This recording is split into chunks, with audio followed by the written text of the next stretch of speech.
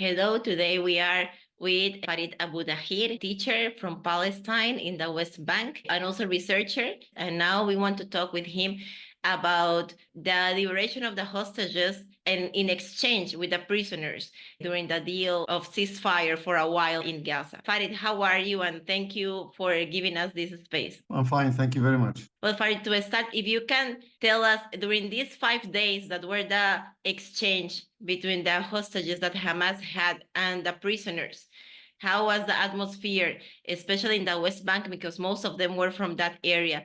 How was the people, what they were expecting? If you can tell us a little bit how this occurred in these 5 days. Generally speaking, the situation, people were really happy and pleased to see their relatives, women and children out of the prison. Although some of them, they need just to stay in prison for few months because they are really, as you know, kids and women, and everybody is concerned about them. Prison is not easy for anybody. So it will be difficult even more for women and children. Some of the children are only 12 or 15-year-old. Many of those who were released were in administrative detention. Administrative detention is an Israeli law that they can imprison somebody without accusation, without any charge, and without court. It's a decision taken by military commander, and it's endorsed by a judge. It's not a real trial in a court. So most of them have not done anything against Israel. Some of them, they write something on Facebook. Some children,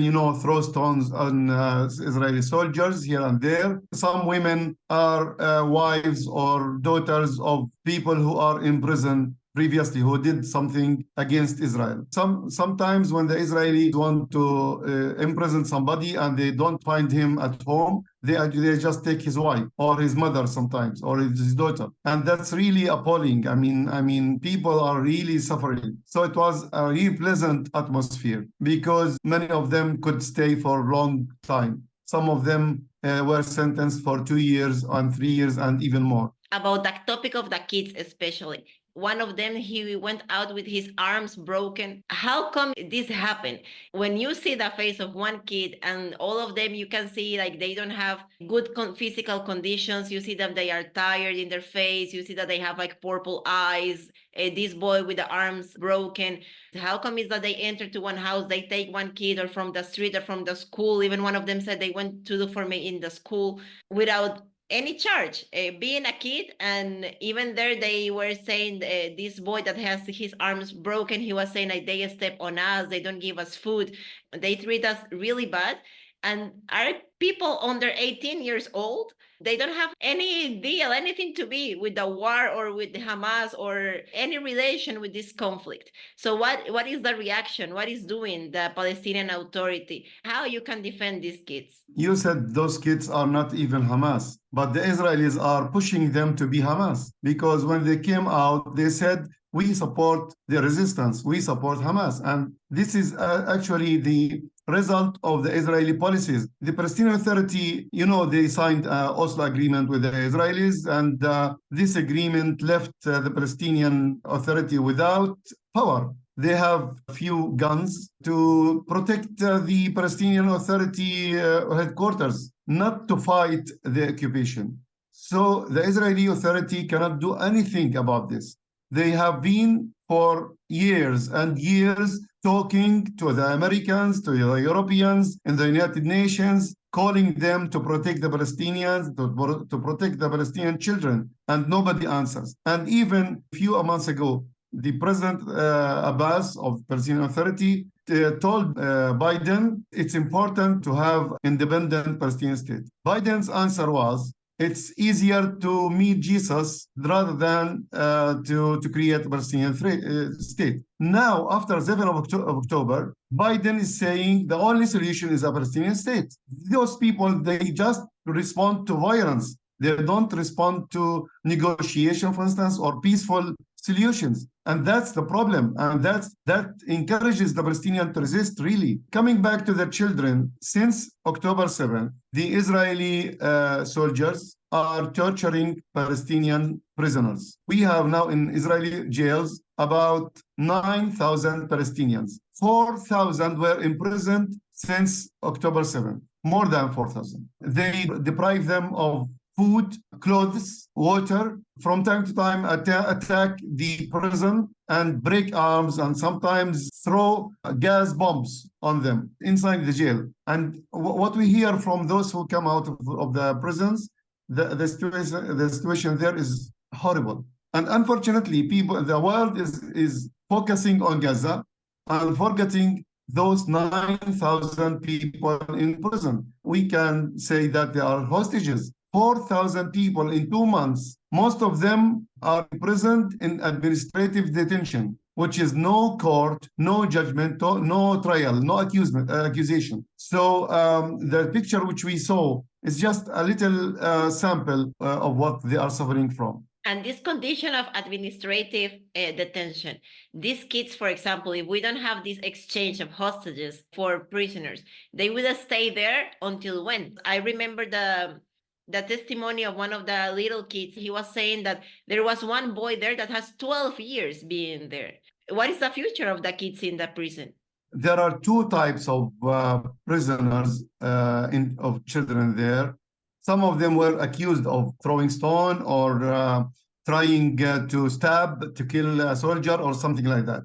So those who were sentenced as administrative detention, usually it's for 6 months, but it's renewable. I mean, every 6 months they renew it. So they stay in prison at least some of them 6 months. But the others were tried, they're sentenced for 2 years, 4 years, 5 years, and some of them even more. These people, usually, they complete their sentence and they come out without any extension. Now, one of the prisoners, his name is Mohammed Manasra. You have to remember his name. He's a very famous person because he was imprisoned. He was, I think, 10-year-old or something like that. He was accused, I think, of stabbing an Israeli soldier. That was about 6-7 years ago. And he is still in prison. He is now 21-year-old, I think. He really suffered many types of torture. I saw a video published by the Israeli army of interrogation. And he's a child. He cannot deal with it. You know, the Israeli intelligence interrogating child. So he's an icon now in Palestine because when he was arrested, first of all, an Israeli jib pushed him in the street, and then some Jewish people came and say, "Die, die, die."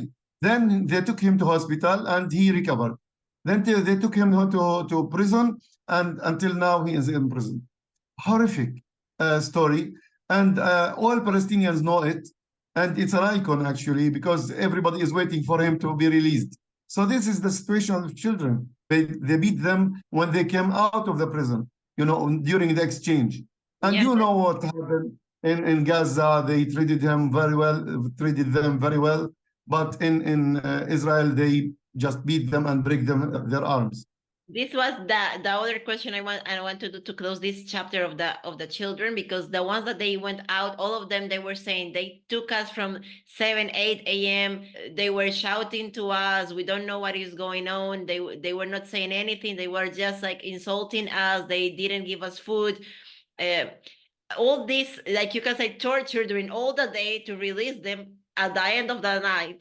Actually, you see that they are not in good conditions. And when you see the hostages, you see that they are well dressed, they are healthy. Okay, some of them, like the French girl or the Russian girl that was with one leg broken, but they make surgery for her even there. So you see the big difference, how supposedly the hostages that were even in Gaza under fire, and how the kids that are in prison in one place that should be safer than Gaza, they went out worst. One of them saying that they have this torture room and they put them on the floor and they step on them and they jump on them. All this, I mean, how many years you can stay in prison just because of throwing stones to the military? I think throwing stone is maybe for 1 year. Also, it depends. I mean, if it breaks a car of a settler or a soldier, vehicle, that would be more. If it hits somebody, it will be even more. So there are details.